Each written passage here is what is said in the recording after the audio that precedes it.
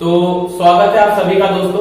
आज जो शुरू करने जा रहे हैं, बेसिकली जैसे कि आप सभी को पता है कि हमने इससे पहले एक शीतयुग की वीडियो जो है उसका पार्ट 1 बना चुके हैं। अब शीतयुग का जो चैप्टर है हमारा, तो उसका मैं पार्ट 2 आज आपको थोड़ा सा समझाने जा रहा हूँ। इसमें बेसिकली हम थोड़ी सी ही चीजों के बारे में डिस्कस करेंगे, क्योंकि जैसा आप सभी को पता है कि ये हमारा रिविजन सिलेबस जो है स्टार्ट हो रहा है, कि जिसके माध्यम से हम चीजों को उन्हीं चीजों पे फोकस करेंगे जो एग्जाम के पर्पज से ज्यादा इंपॉर्टेंट है।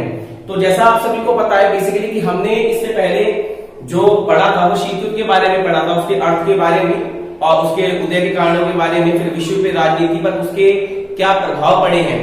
तो आज हम जो बात करने जा रहे हैं, आज हम बात करेंगे गुटनिरपेक्षता आंदोलन के बारे में, क्योंकि एग्जाम के पर्पज से अगर देखा जाए तो इस बार सीबीएसई ने काफी सारा सिलेबस जो है वो कट कर रखा है। तो हम उन्हीं चीजों पर ज्यादा फोकस करेंगे जो बेसिकली एग्जाम से रिलेटेड है या ज्यादा इंपॉर्टेंट है।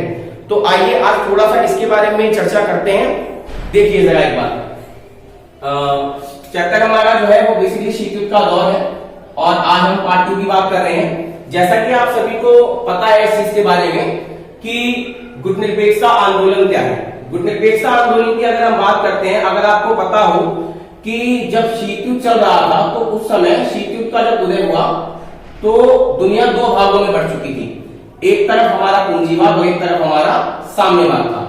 तो उस समय पूंजीवाद और साम्यवादी जो देश थे उन्होंने कम विकसित देशों को, या ये कह सकते हो कि गुलाम वाले देशों पे अधिकार करने के लिए या ज्यादा से ज्यादा अपने आप को आगे बढ़ाने के लिए छोटे छोटे देशों पे कब्जा करना शुरू कर दिया था। ठीक है, तो उससे साम्राज्यवाद और उपनिवेशवाद की नीति को बढ़ावा मिला। तो उस समय भारत जैसे जो देश थे वो गुलामी से आजाद हुए थे। अब उनके पास जब भारत 1947 में आजाद हुआ, या भारत जैसे और भी देश जो आजाद हुए, तो उनके सामने ये विकल्प था या यह सवाल एक तरीके से प्रश्न था कि अब या तो वो पूंजीवाद को बढ़ावा दें या वो साम्यवाद के खेल में गुट में शामिल हो जाएं।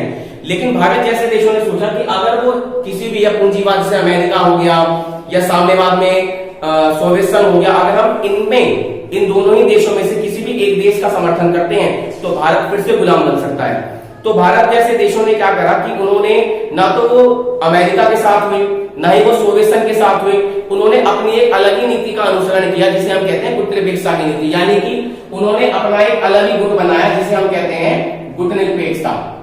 तो अगर हम बात करें गुटनिरपेक्षता की, तो गुटनिरपेक्षता का अर्थ होता है किसी भी गुट में शामिल ना होना, यानी कि पूंजीवाद गुट और साम्यवाद गुट से दोनों से अपने आप को अलग रखना। ठीक है, इसकी जो नींव थी वो 1956 में रखी गई, यानी इसका उदय 1956 में हुआ था और इसका जो प्रथम सम्मेलन हुआ था वो सितंबर 1961 यूगोस्लाविया की राजधानी बेलग्रेड में हुआ था। ठीक है ना, तो ये आपको थोड़ा समझ में आया कि गुटनिरपेक्षता का अर्थ होता है किसी भी गुट में शामिल ना होना। इसकी स्थापना, इसका उदय, इसकी नींव कह सकते हो 1956 में रखी गई। इसका प्रथम सम्मेलन सितंबर 1961 यूगोस्लाविया की राजधानी कहां पर हुआ? बेलग्रेड में हुआ। अगर हम बात करें इसके संस्थापक नेताओं के बारे में कि जिससे इसका उदय हुआ, ठीक है, या गुटनिरपेक्षता आंदोलन की जब हम बात करते हैं कि गुटनिरपेक्षता आंदोलन में बेसिकली उन नेताओं के बारे में हमें बात करनी है जिन्होंने इसकी स्थापना करी।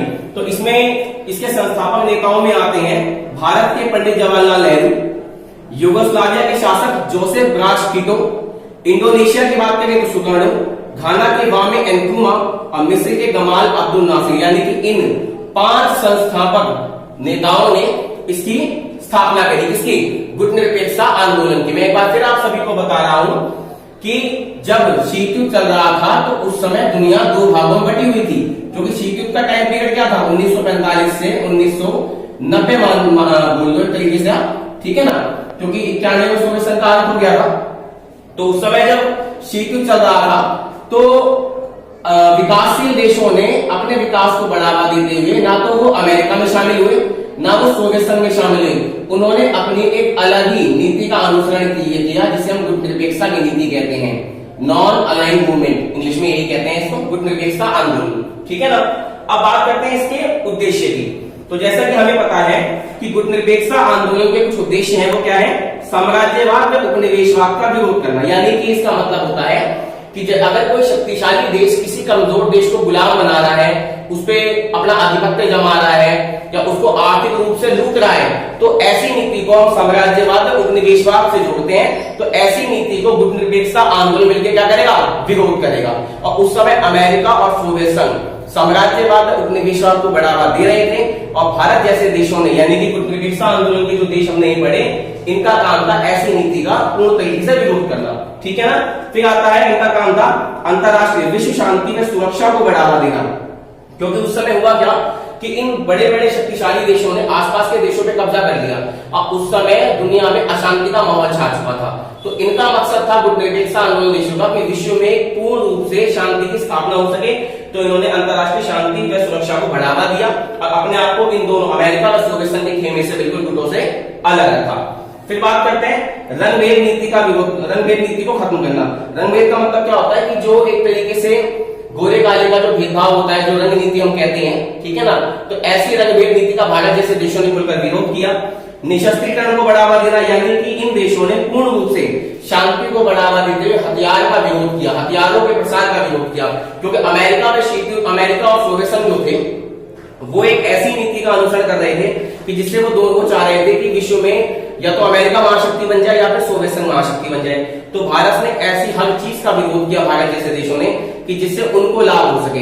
तो वो दोनों अमेरिका और सोवियत संघ ज्यादा से ज्यादा हथियार भारी मात्रा में बना रहे थे, क्योंकि कहीं ना कहीं तीसरे विश्व युद्ध को बढ़ावा देना चाह रहे थे कि तीसरा विश्व युद्ध हो जाए। लेकिन भारत जैसे देशों ने निशस्त्रीकरण को बढ़ावा दिया, यानी कि हथियारों के विरोध को बढ़ावा दिया कि किसी भी तो तरीके से हथियारों का प्रसार ना हो सके और विश्व में शांति कायम हो। इसी समय जो गुटनिरपेक्ष आंदोलन के देश थे, इन्होंने अंतरराष्ट्रीय आर्थिक व्यवस्था की स्थापना करी कि जिससे विकासशील देशों, जो विकासशील देश कौन से हैं, जो विकास कर रहे हैं, ऐसे देशों के विकास को बढ़ावा दिया जा सके। तो इन्होंने आर्थिक व्यवस्था की स्थापना करी, ठीक है। अब है कि शीत युद्ध के संदर्भ में, संदर्भ मतलब बारे में, कूटनीति चालाकी अपनाना कि भविष्य में यदि कभी, अब इन देशों ने ये सोचा कि भविष्य में यदि कभी शीत युद्ध होता है, शीत युद्ध का अर्थ क्या बताया था कि युद्ध न होकर के युद्ध का माहौल होना, किसके बीच हो रहा था, अमेरिका व सोवियत संघ के बीच हो रहा था, कि भविष्य में कभी शीत युद्ध जैसी स्थिति आती है तो भारत जैसे देश या गुटनिरपेक्षता वाले देश शीत युद्ध को ध्यान में रखते हुए चालाकी अपनाएंगे, यानी वो दोबारा से अमेरिका और सोवियत संघ के किसी भी गुट में शामिल नहीं होंगे, वो अपनी अलग नीति का अनुसरण करेंगे, जिसे हम कहते हैं गुटनिरपेक्षता की नीति। तो यहां तक आशा करता हूं कि आप सभी को अच्छे से समझ में आया होगा गुटनिरपेक्षता का अर्थ के बारे में जो हमने पढ़ा, उसके नीति के, इसके प्रथम सम्मेलन के बारे में, संस्थापक नेता और उद्देश्यों के बारे में। तो एग्जाम से रिलेटेड जो चीजें हैं बेसिकली वो इंपॉर्टेंट चीजें जो है अब वो हम थोड़ा धीरे धीरे रिवीजन कर रहे हैं। तो आइए अब अगर बात करते हैं एक बहुत ही मोस्ट इंपॉर्टेंट क्वेश्चन की, जो एग्जाम पर्पस पे इंपॉर्टेंट है, वो है गुटनिरपेक्षता आंदोलन की प्रासंगिकता। प्रासंगिकता का मतलब बेसिकली महत्व होता है, इसका मैं लिख देता हूं एक बार आपको सामने, इसका मतलब महत्व होता है, ठीक है ना। अब अगर बात की जाए जैसे कि अब ये कहा जाता है कि गुटनिरपेक्षता आंदोलन जो है वो अप्रासंगिक हो गया है। अप्रासंगिक का मतलब ये कि उसका कोई महत्व नहीं है, लेकिन मैंने यहाँ पे लिखा प्रासंगिकता, यानी कि महत्व अभी है। क्यों है? क्योंकि कई देशों का कहना है कि शीत युद्ध जो था 1945 से 1991-90 तक चला, ठीक है ना। 91 इसलिए कह रहा हूं क्योंकि सोवियत संघ का अंत हो चुका था। अब बेसिकली बुक में 90 तक मेंशन कर रखा है आपके। तो अगर बात की जाए कि भाई शीत युद्ध जो था वो तो खत्म हो चुका है, तो भविष्य में क्या अब हमें गुटनिरपेक्षता आंदोलन की आवश्यकता है? तो हाँ दोस्तों, कहीं ना कहीं इसकी हमें बहुत ज्यादा आवश्यकता है। तो आइए बात करते हैं क्यों आवश्यकता है। तो कह रहा है कि विकासशील देशों की विकसित देशों से सुरक्षा के लिए आवश्यक है। विकासशील देश बेसिकली कौन से देश होते हैं? जो अभी विकास कर रहे हैं। और विकसित देशों की बात करें, विकसित देश वो होते हैं जो विकास कर चुके हैं, यानी कि बड़े देश और छोटे देश।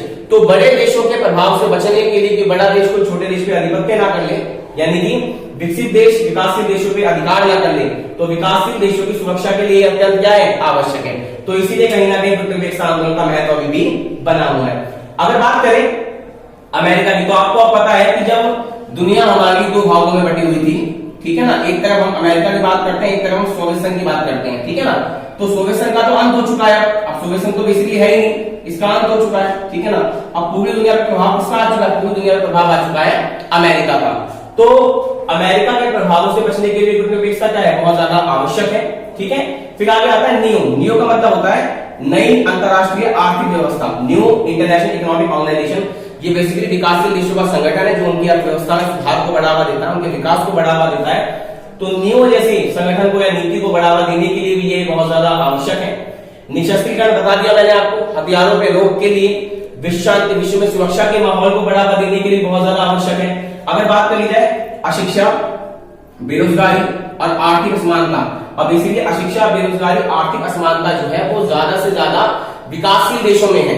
तो ये सारी चीजें अशिक्षा, बेरोजगारी, आर्थिक असमानता विकासशील देशों से दूर करने के लिए, उनके विकास को और आगे बढ़ाने के लिए कहीं ना कहीं आवश्यक है, क्योंकि गुटनिरपेक्षता आंदोलन में जितने भी विकासशील देश हैं वो आप अपनी समस्याओं को आपसी बातचीत के द्वारा सुलझा सकते हैं। ठीक है ना। फिर आता है कि विकसित व विकासशील देशों के मध्य आपसी सहयोग को बढ़ावा देने के लिए आवश्यक। जैसे कि आपको पता है कि विकसित देश पूरे तरीके से अपना विकास कर चुके हैं और विकासशील देशों का अभी विकास नहीं हुआ है, तो भारत जैसे देशों को अभी भी कहीं ना कहीं विकसित देशों की बहुत ज्यादा क्या है, आवश्यकता है। तो ये विकसित व विकासशील देशों के मध्य आपसी सहयोग को बढ़ावा देने के लिए आवश्यक है, क्योंकि गुटनिरपेक्षता आंदोलन में बहुत सारे देश हैं और कहीं ना कहीं बड़े देशों को भी छोटे देशों की आवश्यकता, छोटे देशों को बड़े देशों की आवश्यकता है। तो उनके बीच आपसी संबंधों को अच्छे करने के लिए, एक दूसरे की सहायता के लिए भी ये आंदोलन यानी गुटनिरपेक्षता आंदोलन बहुत ज्यादा जरूरी है और वर्तमान में इसकी प्रासंगिकता, इसका महत्व अभी भी जारी है।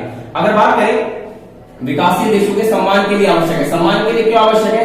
क्योंकि इसकी स्थापना करी थी विकासशील देशों ने, और विकासशील देश अब किसी विकसित देश पर निर्भर नहीं है, वो पूर्ण रूप से स्वतंत्र हैं, अब वो अपने फैसले खुद लेते हैं मिलकर। तो उनके सम्मान के लिए बहुत ज्यादा ये आवश्यक है और लगातार इसके जो सदस्य हैं, इसके मेंबर, इसके गुटनिरपेक्षता आंदोलन के लगातार जो इसकी बढ़ती संख्या है वो इसके महत्व को दर्शाती है। यानी कि गुटनिरपेक्षता आंदोलन वर्तमान में भी काम कर रहा है और आगे भी ये काम करता रहेगा, क्योंकि विकासशील देश किसी भी रूप से विकसित देशों पर निर्भर नहीं होना चाहते, वो अपनी स्वतंत्र नीति का अनुसरण या पालन करना चाहते हैं। इसीलिए यह आंदोलन बहुत ज्यादा आवश्यक है।